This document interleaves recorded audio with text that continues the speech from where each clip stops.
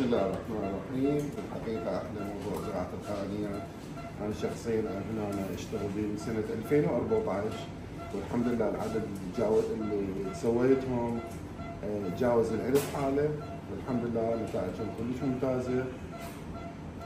نشتغل هنا عمليات زراعة القرنية الكلي وعمليات زراعة القرنية دالك الجزئي يعني، وعملية زراعة قرنية البطانة القرنية اللي هي البزك، والحمد لله النتائج ممتازة وبشهادة مرضانا الأعزاء.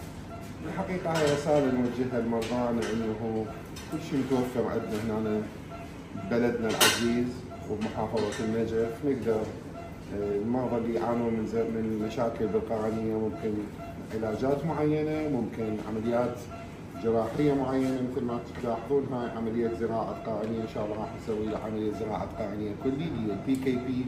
المريض يعاني من حالة متدهورة جدا من قرنية مخروطية، وإن شاء الله نقدر نوفي حق أهلنا وناسنا ببلدنا العزيز، نقدم لهم كل ما هو جديد في جراحة العيون.